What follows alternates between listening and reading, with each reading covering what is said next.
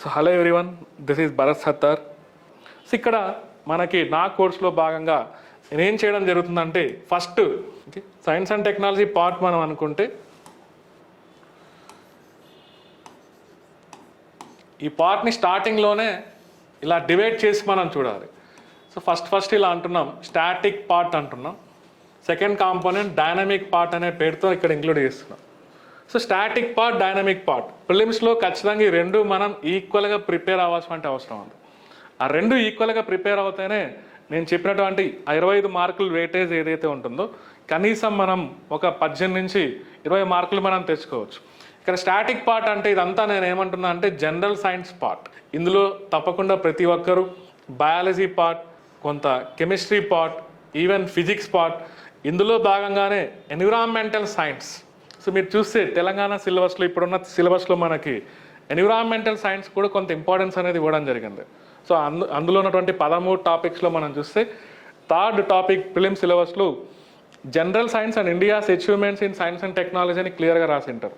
అంటే అక్కడ చదవాల్సింది ఏంటంటే మనం ఆ బయాలజీ, కెమిస్ట్రీ, ఫిజిక్స్తో పాటు ఇక్కడ ఉన్నటువంటి space, defence, biotechnology, energy sector, nuclear technology, ఇప్పుడు నేను చెప్పిన ప్రతి టాపిక్స్ నుంచి మన జరిగినటువంటి ప్రిలిమినరీ ఎగ్జామినేషన్లో క్వశ్చన్లు అనేది ఉంటాయి. సో మనం స్టాటిక్ పార్ట్ చదువుతూనే డైనమిక్ పార్ట్ని కూడా మనం కొంత ప్రిపేర్ అవ్వాలి ప్రిలిమ్స్లో.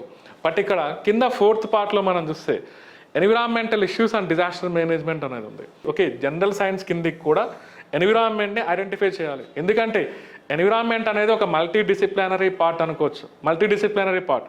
ఎన్విరాన్మెంట్ మనకు అర్థం కావాలంటే కొంత బయాలజీ కంటెంట్, కొంత కెమిస్ట్రీ కంటెంట్, సిమిలర్లీ కొంత జాగ్రఫీ కంటెంట్, అన్ని సబ్జెక్టులు ఇందులో మిక్స్ అయి ఉన్నాయి. సో మోర్ ఓవర్ దాని పేరు ఇలా అంటున్నాం, ఎన్విరాన్మెంటల్ సైన్స్. సో మీరు కనుక ఒక బయోడైవర్సిటీ పార్ట్, అదేవిధంగా ఈకో సిస్టమ్స్ అనే పార్ట్ మీరు అందులో కనుక ఆ టర్మ్స్ అనేది ఓపెన్ చేసి చూస్తే అందులో మొత్తం మనం బయాలజీ టర్మ్స్ కనిపిస్తూ ఉంటాయి. Similarly environmental pollution very very important topic. ఖచ్చితంగా 2-3 క్వశ్చన్స్ అనేది అడుగుతున్నారు ఈ మధ్య ప్రిలిమినరీ ఎగ్జామినేషన్లో మనం చూస్తే.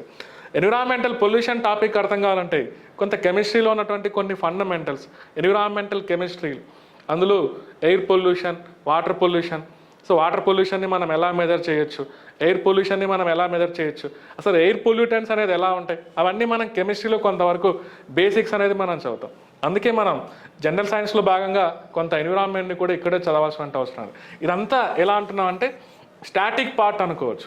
సో ఖచ్చితంగా ఈ పార్ట్ మనకి 15 to 20 మార్క్స్ అనేది మనకి ఇన్ఫ్లుయెన్స్ చేస్తాయి ప్రిలిమ్స్లో. సో ఇది చదవకుండా మనకు వెళ్తే మాత్రం ప్రిలిమ్స్లో ఈ మార్క్స్ మనం ఖచ్చితంగా మిస్ అవుతాం.